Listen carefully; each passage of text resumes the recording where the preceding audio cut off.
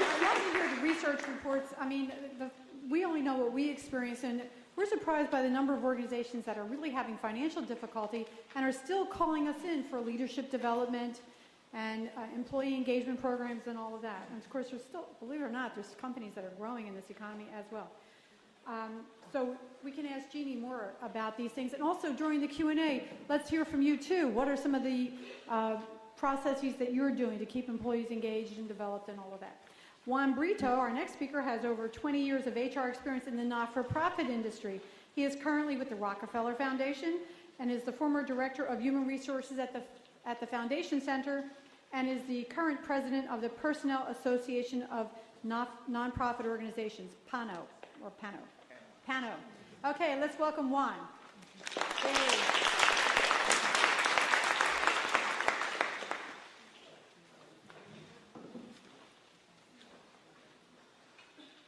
Thank you.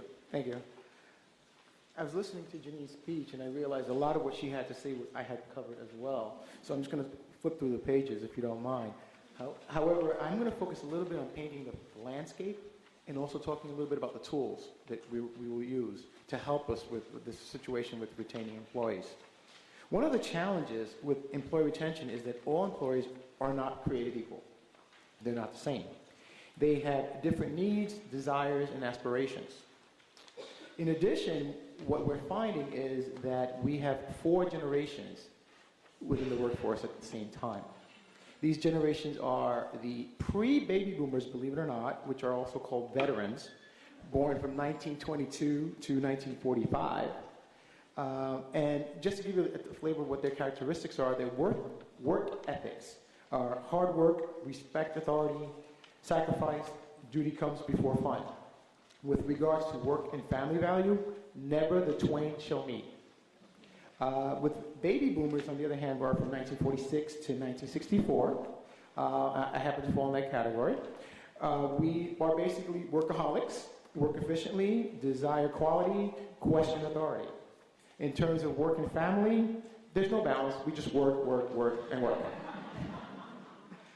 With regards to the next generation, which is Generation Xers, 1965 to 1980, the work ethic there is eliminate the task. Self-reliant.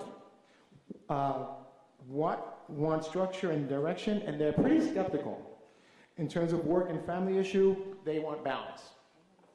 The last generation is the Generation Ys, and they're from 1981 to 2000. Anybody born in 2000 is actually 10 years old, so I'm not sure if they're in the workplace, but in 2000. Their work ethics are, what's next? Multitasking, tenacity, entrepreneurship, tolerance, and they're pretty much goal-oriented. With regards to work balance, they're very, very similar to the Gen Xers. They want balance as well. What these 4 generations now have in common as an outcome of what they and their peers have experienced from the most recent years in terms of employers is, due to the economic crisis, is a lack of trust, and therefore there's no real loyalty to the organizations. Intuitive organizations are working to rebuild that trust and gain that loyalty. They found, as stated by Janine, that communication really is the key, and she went into depth in terms of what communication really is, so I'm going to bypass that. But what I wanted to indicate is one of the formats in terms of communicating is fact-finding. You first have to find out what the situation is, and there are different methodologies for doing that. You're familiar with the climate survey, where you're basically gauging satisfaction. You're asking a series of questions to find out how satisfied the employee is in multiple areas. This is great. Actually, early this year, the conference board surveyed 5,000 U.S. households and found that 45% indicated that they were satisfied with their jobs. This number is down from 61.1% in 1987. So it's less than half. Another type of survey that's growing in popularity, and we talked a little bit about engagement, is engagement surveys. Here, an employee who's engaged, and in terms of survey, is a measure of the emotional and intellectual commitment of an employee that the employee has to his organization. Employee engagement, as mentioned earlier, matters. because engaged employees generate positive business results through increased efficiencies and improved overall performance. There's an organization called Pt.3 that conducted a survey this year, and what they found was they basically surveyed a wide range of employees in the United States and found that 47% were engaged. Where are the other 53%? What are they doing? And this is basically across the board. When they took the same survey for nonprofits, they found that only 44% were engaged. So clearly there's a problem here in terms of engagement. These two tools are looking at the masses. I'm focusing on the tools, so I'm going to talk about a different tool, which was alluded to earlier, which is called the exit interview. The exit interview's primary objective is to find out why people leave. If a company can identify the reasons for termination and departures, the theory goes that it can remove some of the causes for employee dissatisfaction. There are some shortcomings with that, however. Two in particular. It primarily focuses on why people quit or leave. The second shortcoming is that it assumes that there's a correlation between job dissatisfaction and turnover. It really is, in my opinion, a reactive approach to retention. If you think about it, this method measures understanding terminology, focuses on turnover, which is a small percentage of the total employee population. Therefore, directing retention efforts to them exclusively ignores the reason that the majority of the workforce stays within the organization. Using the exit interview, although it's an effective tool, but using it exclusively is like using a hammer to shut the door of a barn after your thoroughbreds have left the barn. So that's one approach. Another innovative approach is called the re-recruitment interview or the stay interview. And I've actually tried to do a handout on it. But what this approach encompasses, it asks managers to ask pointed questions to their employees to gauge exactly what is it that they're interested in. What are their motivations? Where do they see themselves in the future? What is causing them to thrive, and what is giving them challenges? What would make them stay within the organization is the primary focus. And that's something that should be done periodically. Let's see. As noted earlier, employees are different. What stimulates some may drive others away, and part of the stay interview fine-tunes them and lets you take a look at where these differences lie. For example, there are some employees who like variety of tasks. Others want routine. Some like to participative management styles, while others like to be told what to do. Some like to seek promotions. Others are very content staying exactly where they are. Reminds me of an employee that I once knew who was a receptionist. She was there for 20 years working in the same organization, and she truly, truly enjoyed that role. She had a passion for it. She used to get to work an hour and a half before time.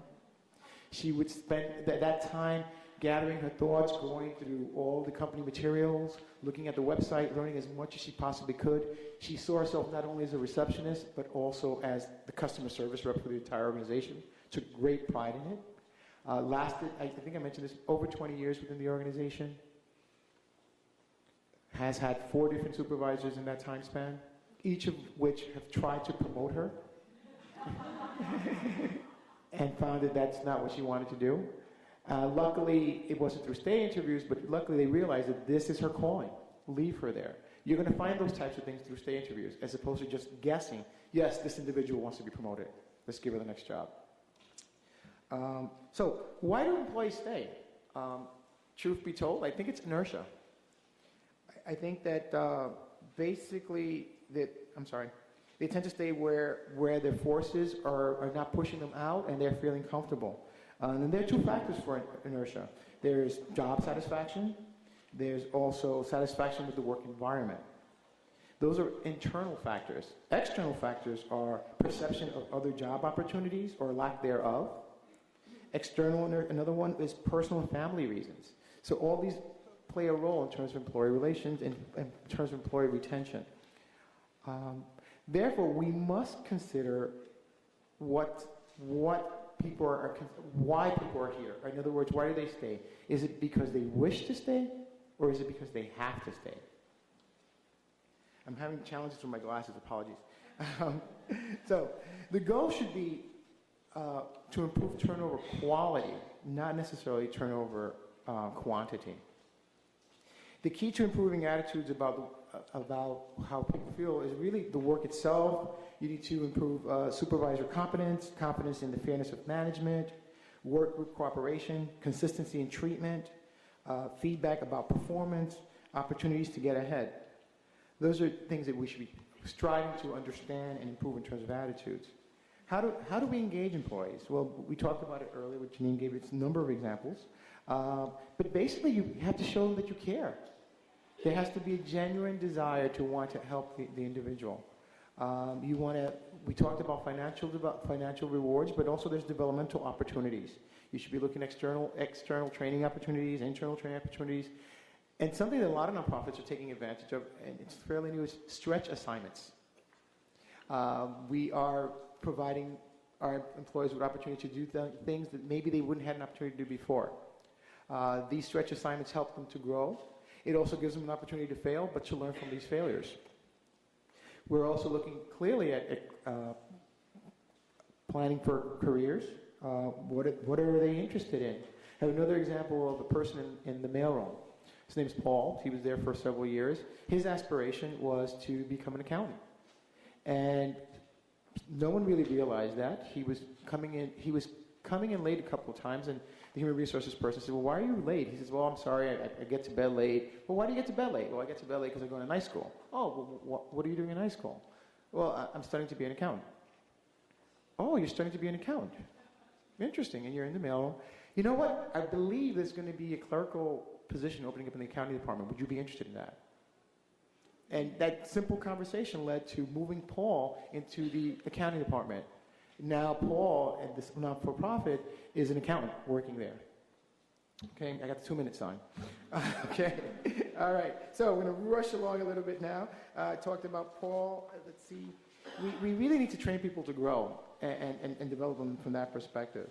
The other thing that we should be doing, and also mentioned earlier, is look at our high potentials, but let's identify them. Who are the high potentials?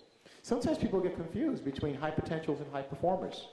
High performers are people who get the work done today. High potentials are the people who are going to get us through the future with the vision that we need to move things forward. In your package, and I got the 2-minute mark, I'm just going to talk real quickly. There is information about 6 critical mistakes associated with high potential employees. Talks about assuming that high potentials are highly engaged. That's not necessarily true. There are employees like everyone else. Just because they're high potentials doesn't mean that they're engaged within the organization. Equating current high performance with future potential. We talked about that a little bit. Delegating down the management of top talent. Here we're talking about the upper human resources professional, upper management should really keep an eye out for high potentials, more so than necessarily the managers. The managers are going to play a key role, but what may happen is the managers may want to hoard their high potentials and not pass them along to bigger and better opportunities. Let's see, shielding the rising stars from early derailment. We talked a little bit about that before. Those early derailments are critical in terms of learning process. You want to give them the opportunity to fail. They expect stars to share the pain.